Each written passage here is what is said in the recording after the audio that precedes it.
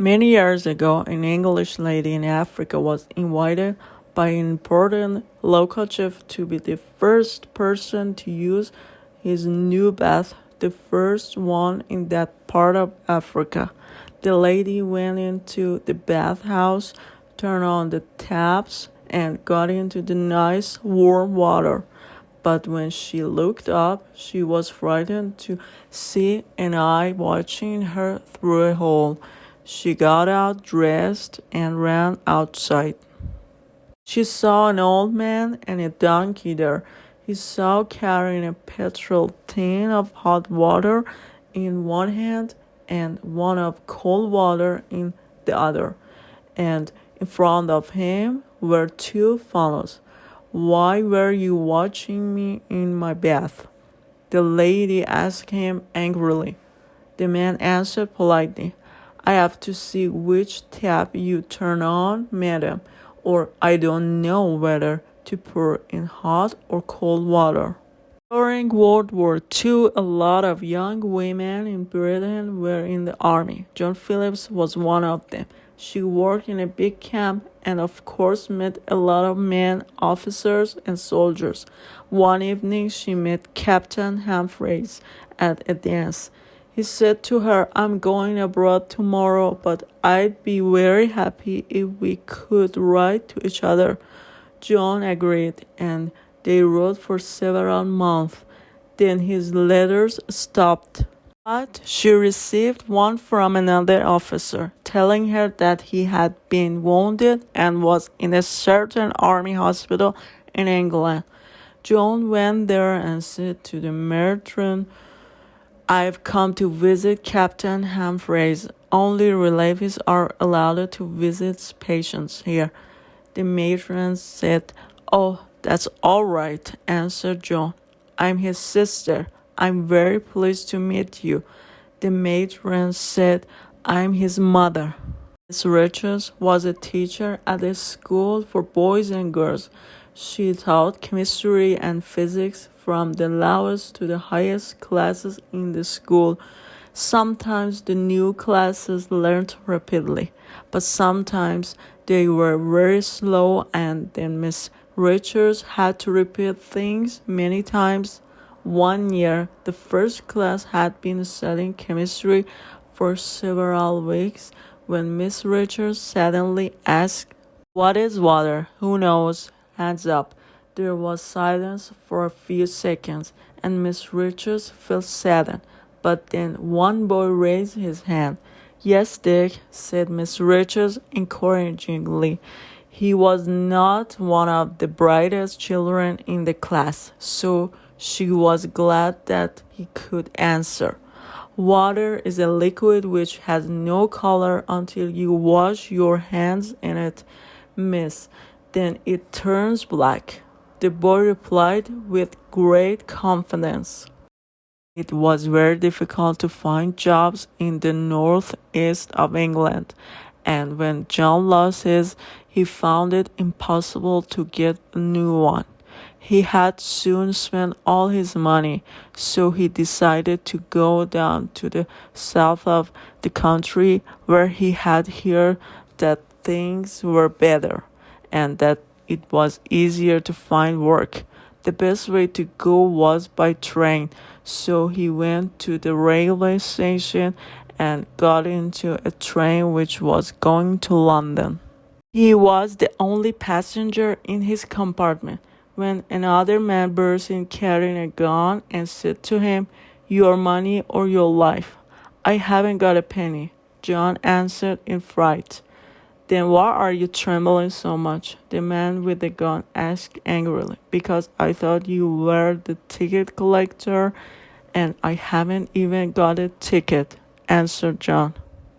There are lots of different kinds of Christian groups in the world, and one of them decided that would adopt the motto, "There are no problems, there are only opportunities."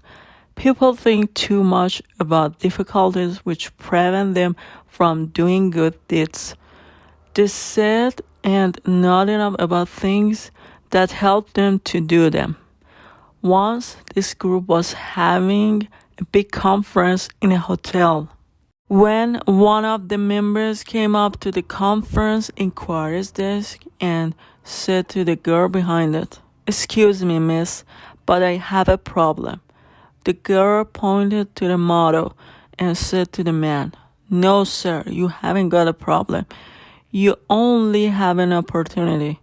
The man smiled patiently at her and answered, "Well, you can call it whatever you like, but there is a young woman in the room I was given when I arrived 20 minutes ago."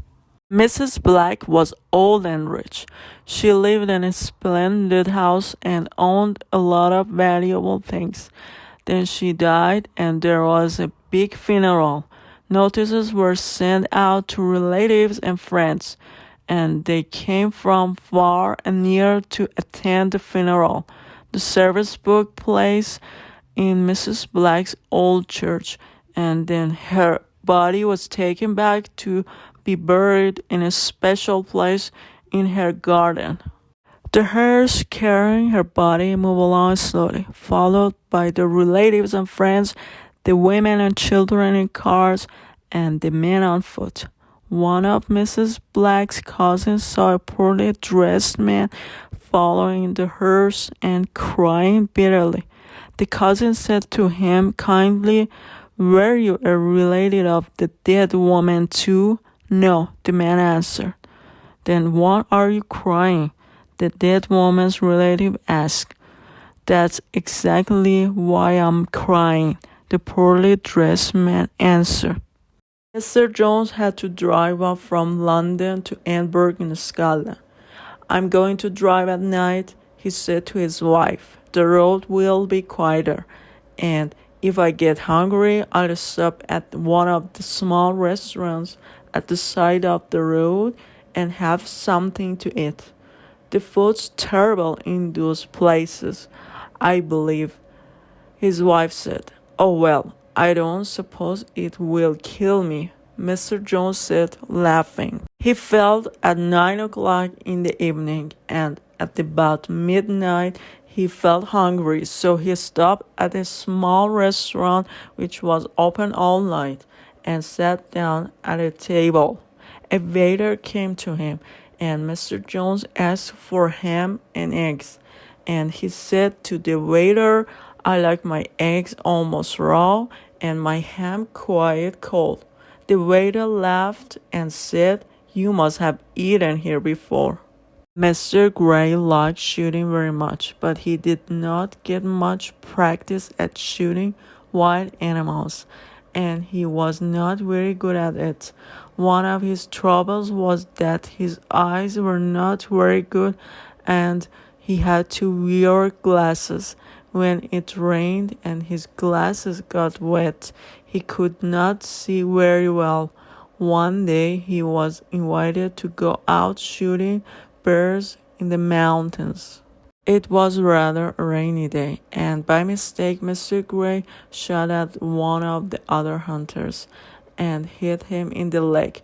There was a court case about this, and at it the lawyer for the other man said, "Why did you shoot at Mr. Robinson?" Mr. Gray answered, "I thought that he was a bear." "When did you realize that you were wrong?" the lawyer asked. "When the bear began to shoot back at me," Mr. Gray answered. An old admiral was famous in the Navy for his bad temper, so everyone tried hard not to annoy him. One week his ship were going to take part in a big international exercise, so he came on board in the evening, had his dinner, and then went to bed. In the morning he had his breakfast early, came up to the bridge, and examined the ship in his group carefully. Then he said angrily, "There should be 2 cruises in this group, but I can only see one. Where is the other?" No one dared to answer, and this made the admiral even angrier. His face became redder and redder. "Well," he shouted, "what's happened to it? Answer me. At last a young sailor found enough courage to speak. "Please, sir," he said, "you're on it."